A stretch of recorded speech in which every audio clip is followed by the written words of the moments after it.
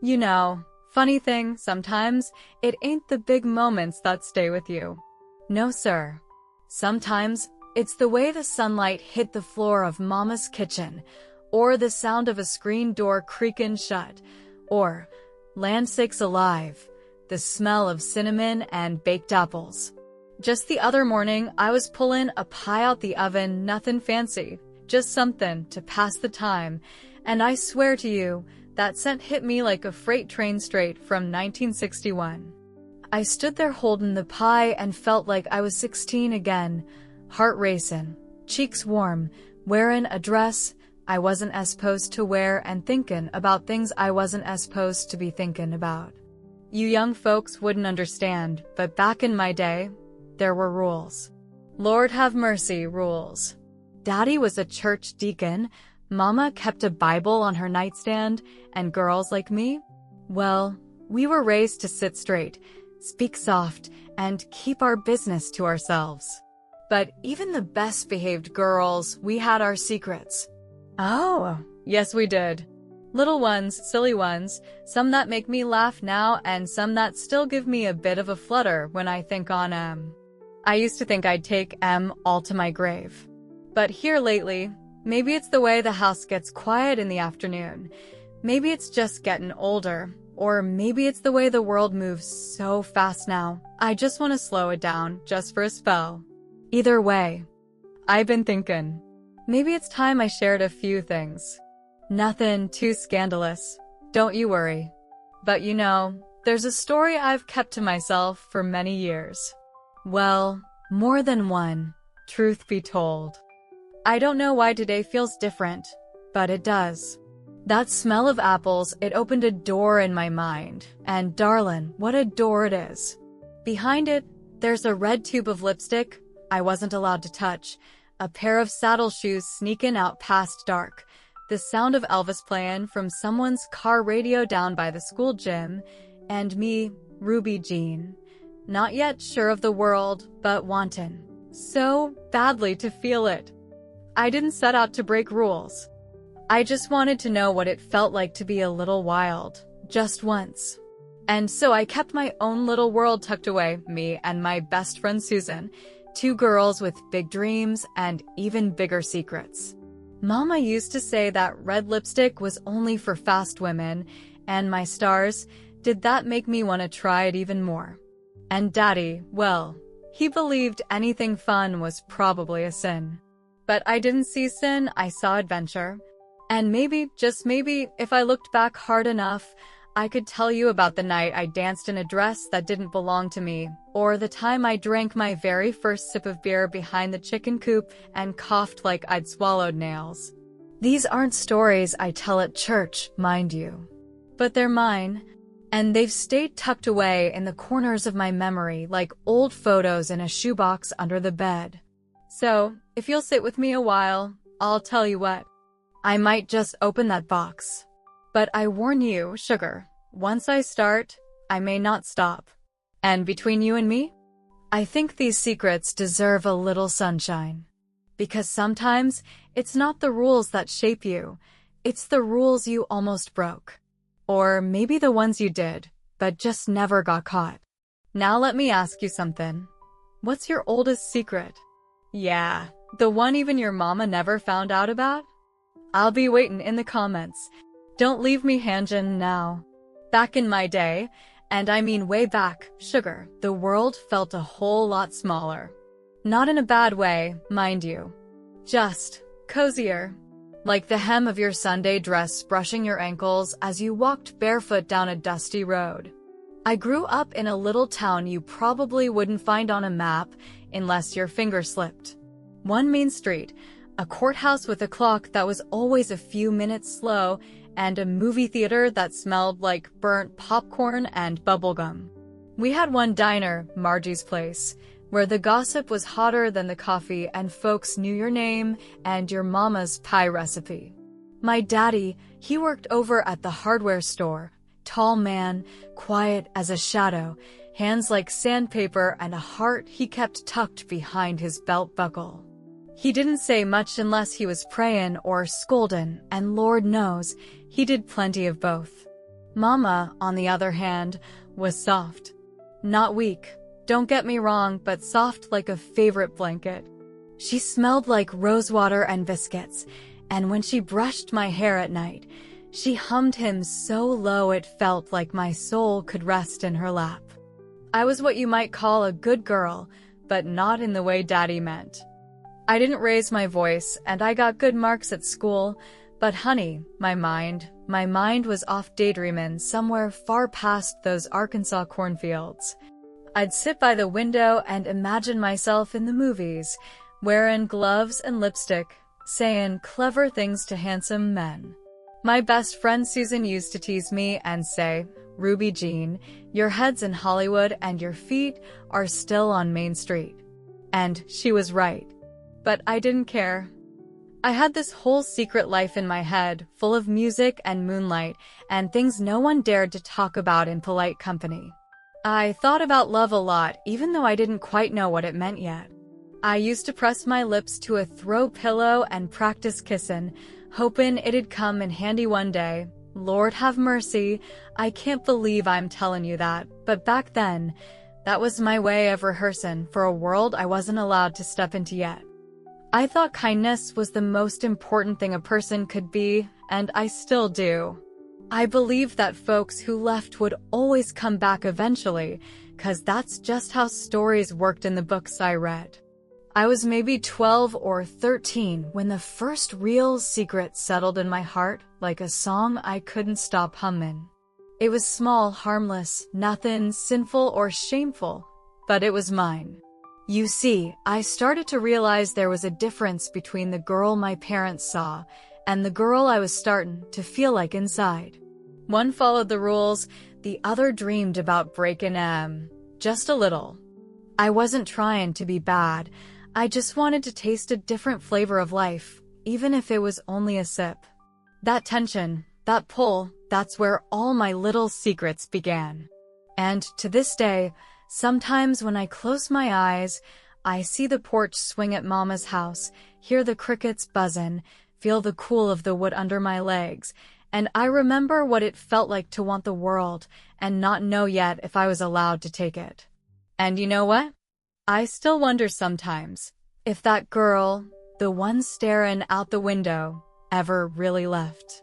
Or if she's still in here, hummin' to herself and dreamin' up something wild. Tell me, when you look back at yourself at 13, do you recognize who you were? Or does it feel like someone else entirely? I remember the first time I saw Jimmy Blackwell like it was yesterday, though it's been, land's sakes, over 50 years now. It was one of those sticky summer afternoons where your hair don't hold a curl and the lemonade sweats faster than you can drink it. I was sitting on the steps outside the schoolhouse, fanning myself with a notebook and trying not to melt, when he walked up like he owned the whole sidewalk. He wasn't from our town, no sir. He just moved in, staying with his aunt and uncle out on Willow Lane while his daddy was off working the rigs in Texas. New folks in our town always got talked about, but this boy? Well, he didn't just stir talk, he stopped hearts. Jimmy had this way about him, tall, sunburned shoulders, denim jacket even in that heat, and hair that curled just a little at the ends like it didn't care what anyone thought. And when he looked at you, I mean really looked at you, it was like he already knew your favorite song. I didn't know what hit me. One second I was wondering if my freckles were getting darker in the sun, and the next, my heart was doing a jitterbug in my chest. I couldn't explain it, not back then. I just knew something inside me shifted. He said, "You Ruby Jean," and I nodded, barely breathing. "I'm in your math class. Mr. Culloway said you're the one to sit near if I don't want to flunk." I think I giggled, actually giggled like a fool. Lord have mercy. But that was Jimmy. He didn't knock on the door of your life. He just strolled right in and put his feet on the table. From that day on, everything started to feel different. School felt lighter, music sounded sweeter. I started wearing my hair in a way I thought made my eyes look bigger, and I'd spend extra time picking my outfit even though we had a dress code strict enough to make a nun flinch. He wasn't a bad boy, not really, but he wasn't exactly what Daddy had in mind either. He skipped church sometimes, smoked behind the gym, and he had this look in his eyes like he'd seen places I could only dream of. One time, I asked him what he wanted to do after school, and he said, drive. Just drive till the road runs out. I didn't even know what that meant, but my stars, did it sound beautiful?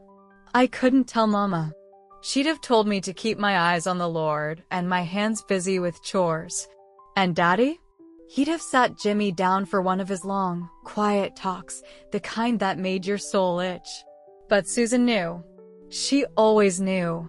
She'd nudge me in class and whisper, "You're doing that look again, that daydream look."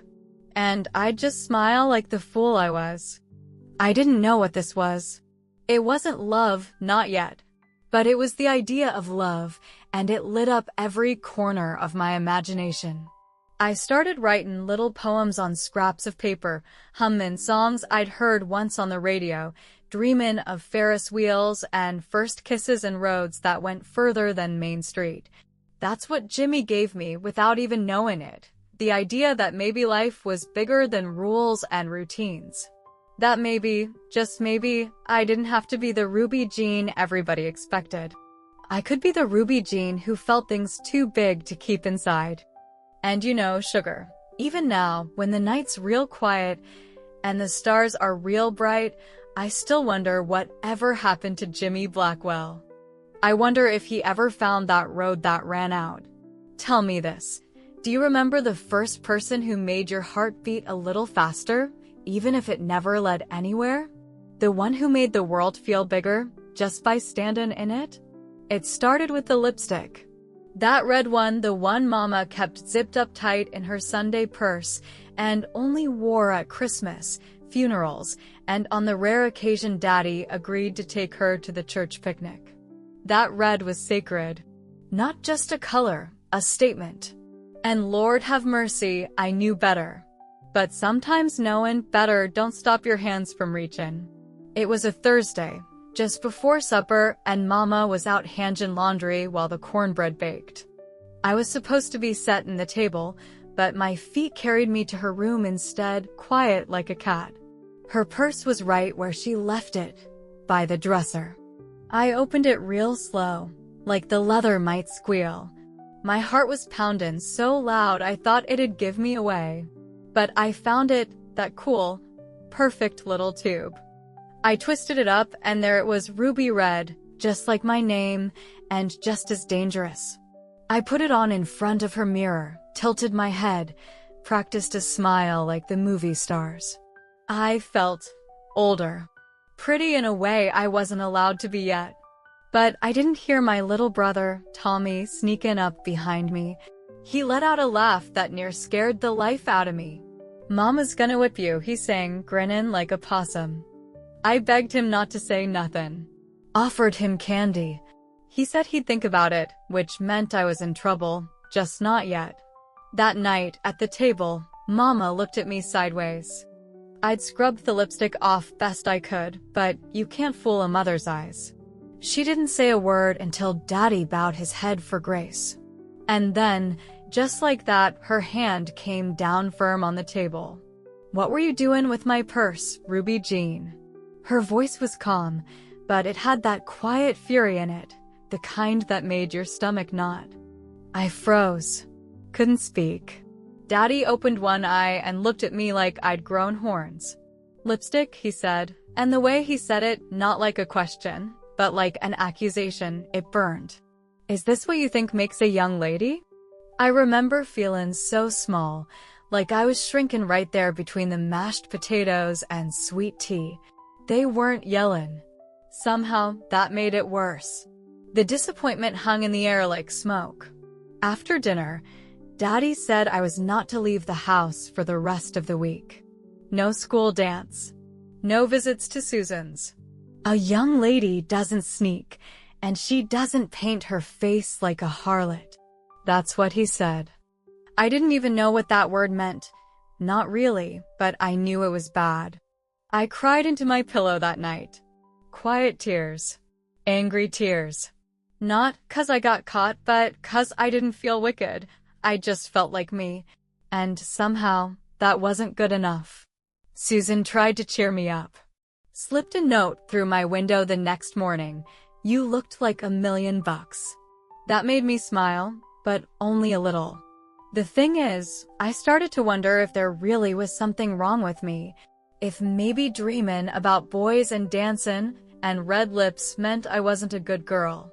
That was the real punishment. Not the grounding. The doubt. I didn't know who to be. The girl in the mirror wearing mama's lipstick? Or the one daddy prayed over every night, hoping she'd grow up modest and quiet. I felt torn in half, and I didn't know how to stitch myself back together. Have you ever felt that, sugar? Like you're two people and the one you're supposed to be is wrestling with the one you really are? I told the biggest lie of my life on a Saturday night in June, and for years after, I couldn't hear church bells without feeling like I'd done something so wrong, even the Lord turned his face from me. I told Daddy I was heading to the library. Miss Harper asked for help sorting books, I said, staring him right in the eyes, hands folded like a good girl. He nodded, didn't question it, which somehow made it worse. Mama packed me a banana in a napkin and said, "Be home by 8, sweetheart." I kissed her cheek, feeling the guilt already pulling in my chest. I wasn't going to the library. I was going to the spring dance, the one Daddy had forbidden on account of loose music, tight dresses, and boys with cars. He'd called it temptation. I called it freedom. Susan met me 2 blocks down. She had her hair pinned high and wore her cousin's perfume, smelled like gardenias and rebellion. We ducked behind the gas station and changed into our real clothes, dresses that hugged where we wanted them to, shoes that clicked with every step, and lips painted red. That same red. Mama's red. I brought it in my purse. I know, but I had to. The gym was lit up like heaven, paper lanterns, a real live band, and Elvis on the loudspeaker. Jimmy Blackwell was there. Lord have mercy, when he saw me, his mouth curled like he was seeing a movie star. We danced. Not just a shuffle, but a real dance, his hands on my waist, mine around his neck, hearts beating too fast. For the first time in my life, I felt like I wasn't pretending. I felt seen. But good things don't last forever, do they? Round halfway through the night, Susan came running over, her face pale. "Ruby Jean, it's your daddy. He's here." I swear, the music didn't just stop, it died. My stomach flipped. Time went strange, slow and sharp, like watching a glass fall in slow motion. I turned, and there he was. Standing in the gym doorway, arms crossed, eyes cutting through me like a knife. He didn't shout. Didn't make a scene. He just said, "Let's go." I walked out, my feet heavy, cheeks burning, Jimmy watching me the whole way. In the truck, Daddy didn't speak. The silence was a punishment all its own. When we got home, Mama was crying. I found out later she thought something had happened to me. When I didn't come back from the library, she panicked. She sent Daddy looking. That night, I broke something I couldn't glue back together. Not just trust, not just rules. Myself. I remember sitting on my bed, staring at the red lipstick in my hand, and wishing I could go back. Just rewind the whole night. But I couldn't. And when Daddy came in, he didn't raise his voice. He just said, "You lied to your mama. You lied to me. And worse than that, you lied to God." That hurt the most. 'Cause I think part of me believed it. For a long time, I carried that night like a bruise nobody could see. I still feel it sometimes. When I see girls dressed up for prom or hear a slow song from the 60s, I remember the high of that night and the crash that followed. That was the moment, sugar. That was when I learned that growing up isn't just about getting older.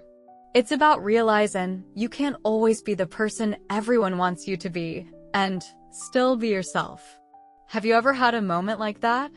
When you wish you could undo, but deep down you know it shaped you more than anything else ever did? After that night, the world didn't end, though it sure felt like it might have. The sun still came up over the fields, the church bells still rang on Sundays, Mama still stirred her grits with the same wooden spoon, and Daddy still whistled low through his teeth while fixing the screen door. But me? I wasn't the same. Something in me had gone quiet. That kind of quiet that don't come from outside, but settles in your bones. Like a hush after thunder. I stopped talking much. To Susan, to Jimmy, even to Mama. I'd smile when I was supposed to, not in all the right places, but I was somewhere else entirely. I think they could feel it too. You can't go back after something like that. Not really. Not to the girl who believed secrets were harmless, or that one little lie couldn't shake a whole household. Daddy didn't look at me the same. Oh, he was never cruel, just colder. Like I'd disappointed some holy plan he'd written out in his head. And Mama, bless her soul, tried to reach me. She'd leave a fresh biscuit outside my door or slip a note in my Bible. But I couldn't meet her eyes. I think I was scared she'd see everything I still carried. The lipstick, the music, Jimmy's hands on my waist. I didn't go back to the dances. I didn't wear red. And Jimmy, well, he stopped coming around. I don't blame him. I think he saw the walls closing in around me and knew better than to stick around waiting for one to fall on his head. The hardest part wasn't losing him, it was losing her. The version of me that lit up in that gym, who laughed without looking over her shoulder, who dreamed with her whole chest. I missed her. Still do sometimes. I started writing more in secret, of course. Little notes, poems, letters I never sent.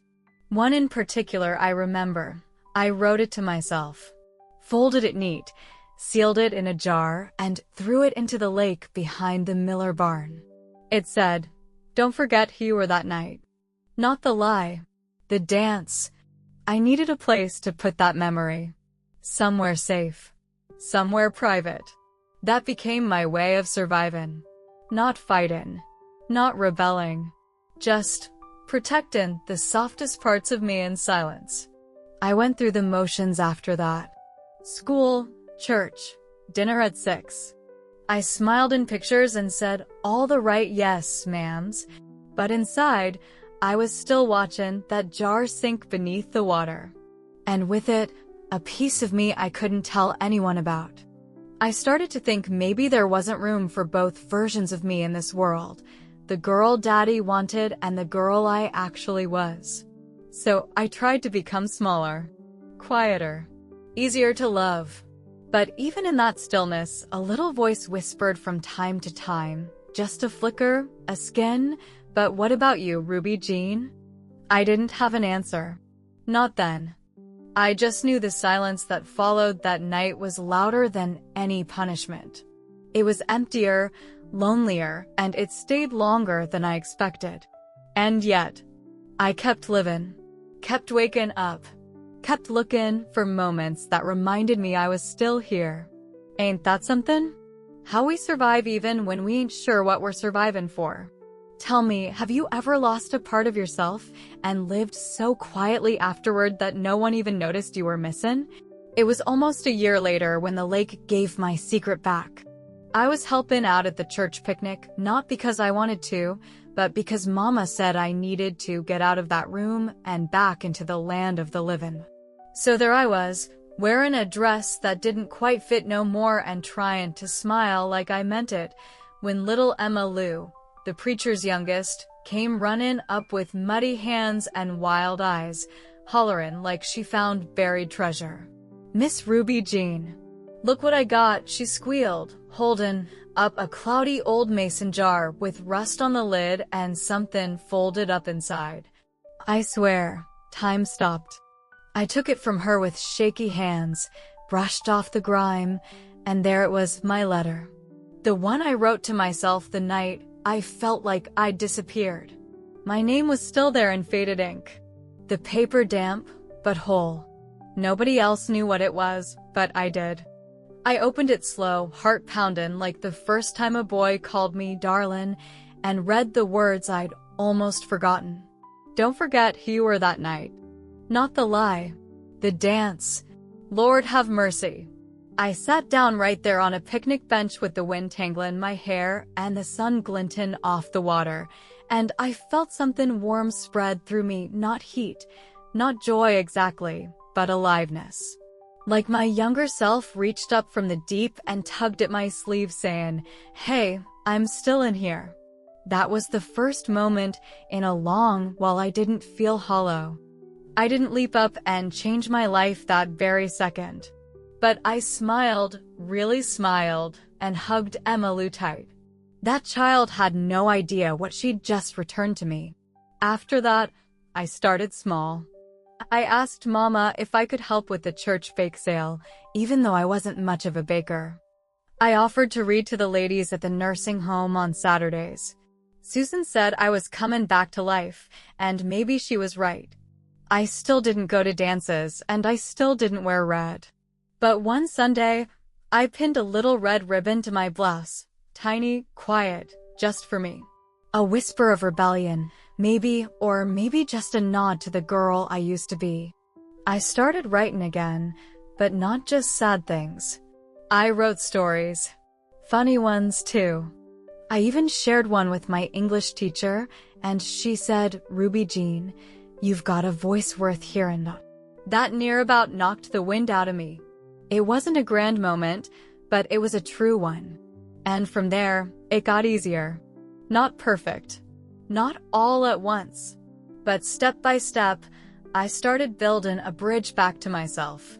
And every time I felt like slipping into silence again, I'd remember that jar, how it floated back to shore like a message from the past saying, "Keep going, girl." Hope don't always show up big and loud. Sometimes it arrives in the hands of a muddy child, or in a line you forgot you wrote, or in the hush between one breath and the next. And it don't need much room, just enough to root and rise. Tell me, what was the moment that reminded you to keep going? 'Cause I reckon we've all had one even if we didn't notice it till long after. I held on to that night, the lie, the lipstick, the look in Daddy's eyes for far too long. It sat in my chest like a stone that never moved, not even when life went on, as it always does. I finished school, got a job at the fabric shop, married a good man who never asked too many questions, had babies, paid bills, clipped coupons, went to church. I smiled in photographs and baked pies for potlucks and said, "I'm fine," even when I wasn't. But deep down, there was always that voice, quiet, sure, and sad, that whispered, "You never made it right. Not with Mama. Not with Daddy. And not with yourself." I thought time would smooth it over, that if I just kept going, kept doing what was expected, it'd all fade into the background. And for a while, it did. But age has a funny way of dusting off the things you tried to bury. When the house gets too still, when the grandbabies leave and the tea's gone cold, that's when the memories crawl out from the corners and sit with you like old ghosts. I used to think forgiveness was a thing someone had to give you, a blessing you had to earn. But now, sitting here with these stories finally spilling out after all these years, I think maybe forgiveness is just letting yourself breathe again. One day, and I couldn't tell you why it was that day, I went up to the attic, looking for an old quilt Mama made. I found a box I hadn't opened in years, filled with ribbons, letters, high school notebooks, and at the very bottom, that lipstick. The same one. I'd kept it all this time. I held it in my hand, felt the chill of the metal tube, and Lord, the memories came rushing back like a flood. I sat right down on the wooden floor and cried like I hadn't in decades. Not delicate tears, no, the kind that shake your shoulders and steal your breath. And I realized I'd been waiting for someone to tell me it was okay, that I wasn't a bad girl, that I was just a girl, doing her best to understand a world that never made space for her dreams. But no one was coming to say it.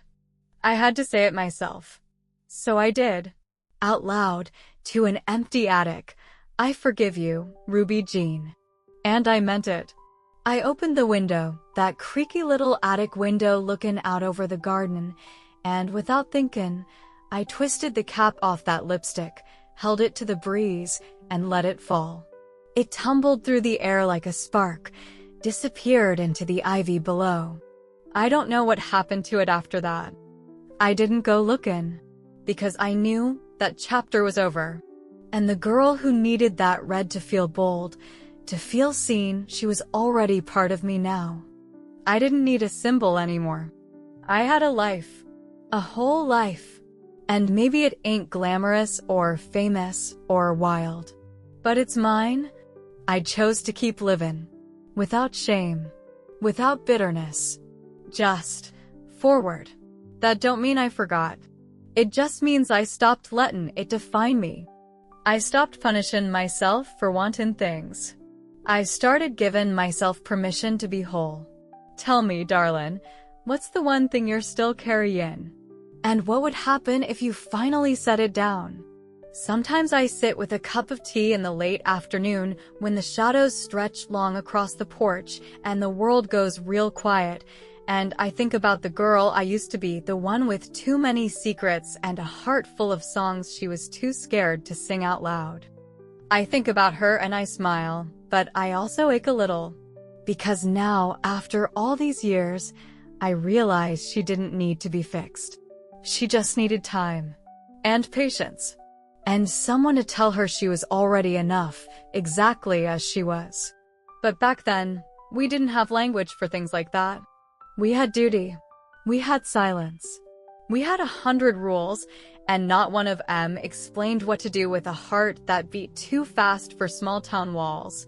What I've come to understand slowly, like molasses on a cold morning, is that life don't always make sense when you're in the middle of it. Sometimes it only makes sense when you've lived enough years to look back and see the patterns. The cracks that let the light in. The losses that made space for something new. All that sneaking around. All those little rebellions. The lipstick, the dance, the jar in the lake. I used to think they were mistakes. But now, I think they were me trying to find myself in a world that never asked what I wanted. And isn't that what we're all doing in one way or another? Just searching for the shape of our own voice? I don't regret what I did. I regret how long it took me to stop apologizing for it. Because here's the truth, sugar, you can follow all the rules, wear the right clothes, say the right things, and still feel like a stranger in your own life. What I've learned, what I know, is that peace don't come from being perfect. It comes from being real. From taking the hand of that younger version of yourself and saying, you did your best. I see you. I love you anyway. That's where the freedom is. And if I had to put my whole life into a single lesson, I guess it would be this. You don't owe the world a version of yourself that doesn't feel true. You can be soft and strong. You can carry shame and still be worthy of joy. You can start over at any age. And you sure as sunshine don't have to wait for someone to give you permission. You just have to start. One little brave step at a time. That jar I threw in the lake? It came back to me.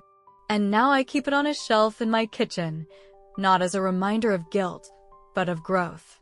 Of how far I've come. Some days I still hear the old voices. Be quiet, be good, be careful. But I talk back now. I say, I've already done all that. Now I get to be free. And maybe you, whoever's listening, maybe you've got your own jar at the bottom of a lake. Maybe it's time to go fishing for it. Or maybe it's time to write a new letter. One that says, I don't have to wait anymore. I don't have to ask. 'Cause the truth is, you already know. You just need to remember. So tell me, what's the thing you've been waiting to forgive yourself for? And what would happen if today you finally did? Well now, you've sat with me a long time, sugar.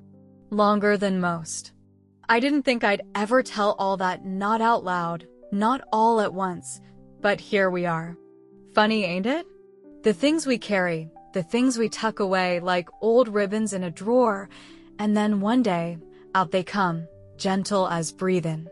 And maybe, just maybe, we realized they were never so heavy after all. We just needed someone to hold the other end for a while. That's what you've done for me. And before I let you go, there's one more thing I ought to say. One more secret, I suppose. Not the kind that hides in shame, no. This one is softer, sweeter. It's the kind you hold close, like a warm biscuit wrapped in a napkin, just for later. The truth is, I still think about him, Jimmy Blackwell. Not every day, not with ache, but with a kind of quiet wonder. I heard he moved out west not long after high school, worked with horses or oil, dependent on who you ask. Never married, far as I know. And I've wondered sometimes, when the wind smells like honeysuckle or a certain song comes on the radio, if he ever thinks of me too. If maybe, just maybe, he remembers the girl in the red lipstick who dared to dance with him under paper lanterns and lied to the whole world just to feel alive for one night. And even now, after all these years, after raising babies and burying folks and folding 1,000 loads of laundry, there are moments I feel her again. That girl. She sits beside me when I hum old songs. She laughs through me when my granddaughter tries on my earrings. She whispers, see? You lived. And I did. Not always bold. Not always loud. But I lived in full color, even if most folks only ever saw the outline. And I want you to know, sugar, your story ain't finished either. No matter how many chapters have been written, no matter how many pages you've tried to tear out or scribble over, it's still yours. You can still choose how the next one sounds. Maybe it starts with a phone call you've been too afraid to make. Maybe it's a letter, a walk, a breath. Or maybe it's just saying to yourself, I forgive you. That's enough. More than enough. Because at the end of the day, none of us are made from perfect decisions. We're made from moments, some small, some brave, some foolish, and a few so beautiful we carry them like light in our pockets for the rest of our days. So before I say goodbye, let me ask you something, just one thing. Do you think real love is supposed to come back? 'Cause sometimes, late at night, I think about that boy with the denim jacket and the eyes full of roads. And I wonder if he ever stood on a porch somewhere, with a pie in the oven and a heart full of memories, and thought of me. And sometimes, when the wind moves just right, I swear, I feel like he does. Just for a second. And that's enough. More than enough. So go on now, live your story. Write it in lipstick if you have to. And don't wait so long to forgive yourself. I promise, it's not as scary as you think. And if ever you find yourself by a lake with a secret in your hands, throw it in. Then smile and walk away. You'll be all right, sweetheart. You always were.